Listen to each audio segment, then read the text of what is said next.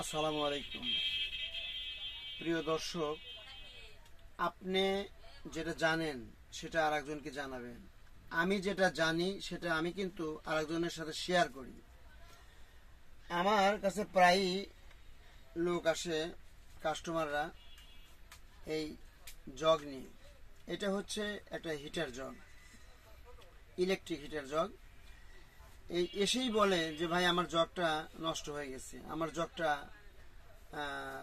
তখন আমি জিজ্ঞেস করি কোথা থেকে নিয়েছেন, বলে অমুক দোকান থেকে নিয়েছি। বলে আমার কাছ থেকে কি নিয়েছেন, বলে না। তো আমার কাছ থেকে যদি এই হিটার জগ নেয়, আমি কিন্তু এই হিটার জগ নেওয়ার সময় আমি কিন্তু তাকে বলেই দিই যে ভাই এই জগটা যে নেবেন, এর কিন্তু এটা আপনার কেন স্থায়িত্ব হবে আর কেন এটা তাড়াতাড়ি পুড়ে যায়।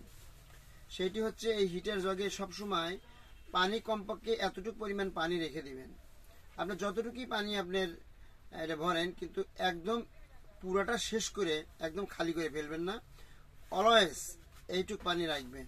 এর কারণ হচ্ছে নিচের যে হিটারটা আছে, হিটারটা যদি আপনার শুকনায় পড়ে যায় তাইলে কিন্তু এটা পুড়ে যায়, এটা কিন্তু আর বেশি দিন লাস্টিং করে না। তো এই জিনিসটাই জানানোর জন্য আমার এই ভিডিওটা করা।